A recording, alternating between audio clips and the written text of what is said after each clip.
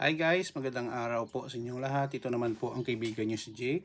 Pasensya na kayo guys ha, hindi ako nakagawa ng mga video for at least 2 days siguro. Medyo busy po ako kasi ng araw ng mga patay, All Saints Day, bumisita ako sa mga relatives, magulang ko na sa cemetery at nagbisita sa mga kakilala. Now, ano ba sa video natin ngayon, guys, ipopromote lang po namin, kasama ko po dito ang aking teacher before at saka matalik na kaibigan, si Professor Roland Algara, ang aming book na Introduction to Secure Programming. Ano po ba ang secure programming? Ang secure programming guys, para sa inyong kaalaman, ay paano tayo gumawa ng isang application, kahit anong programming language po ito, na hindi po madadaling ma-hack, okay, na mga hackers. Dito po sa aming book, ang dinidiscuss namin ang PHP na programming language.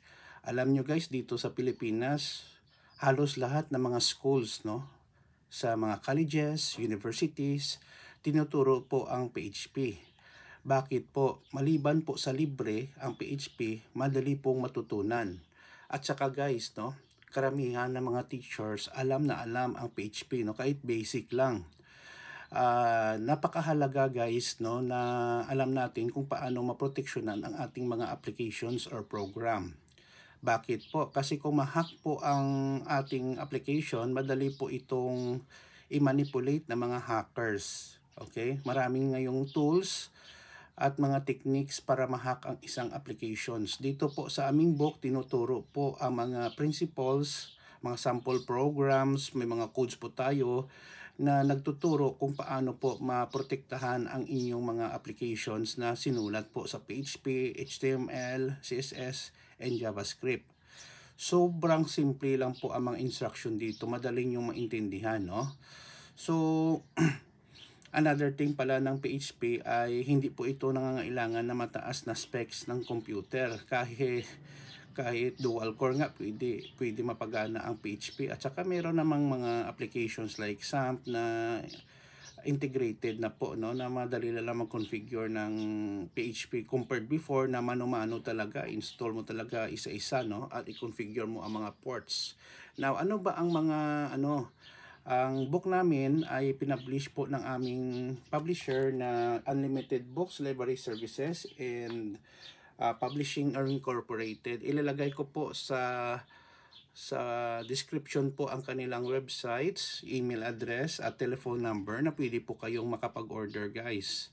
Another thing po dito sa aming publisher na kung marami po ang kukunin nyo, pwede po silang magbigay ng discount, At saka hindi naman po mahal ang aming mga book, reasonable lang po at hindi talaga kayo magsisisi kung bibili kayo kasi we will work hard on this and then medyo marami na po ang bumili na rin, Don't take my word, i-try nyo lang po. At saka gusto din namin matulungan ang aming publisher na mabawi ang kanilang investment sa pag-publish ng aming book para po makapagsulat kami at iba pang mga authors. Now, para mabigyan kayo guys ng idea kung ano ang table ng content ng aming book, babasahin ko guys. Sandali lang po. Introduction to Secure Programming.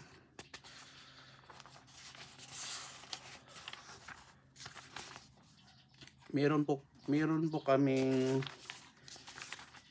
8 chapter, Chapter 1, Overview of Security and Software Development. Sa chapter na po ito guys, tinuturo guys ang mga ano ba ang tinatawag na security sa paggawa ng program. Mga best practices, common security vulnerabilities, securing coding standards and guidelines. And then we have also here chapter 2, PHP Security Fundamentals. More on cybersecurity po ito. Actually guys, kung when we talking about cybersecurity, hindi lang po ito exclusive sa PHP, pwede din sa ibang programming language, So we have also here chapter 3, Session Management and Authentication. chapter 4, data validation in sanitation. Kasi mayroon naman ng mga hackers na doon sa mga text box, no, doon sila umaatake, no, sa forms HTML. Chapter 5, SQL injection prevention, no, mga SQL statement, no, madaling maatake. And then chapter 6, file upload security. And then chapter 7, second to the last chapter guys, PHP configuration and server security. So paano ba mag-secure ng ating server, no? NGX, Apache, and then lastly, chapter 8, future trends in PHP security. Actually, PHP guys ay nag-evolve din, no? Ang kanyang version, nag-a-add sila ng mga panibagong features, no?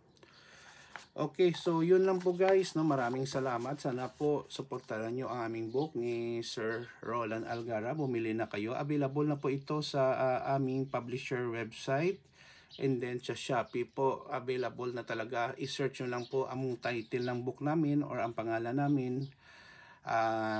Lalabas na po yon. So ito po ay magagamit po sa lahat ng mga computer courses, especially sa graduate studies, no, information technology, computer science, or information systems. Yun lang po guys, maraming salamat sa inyong time sa pag-follow sa aking Facebook at YouTube channel, and kita-kita po tayo sa susunod video.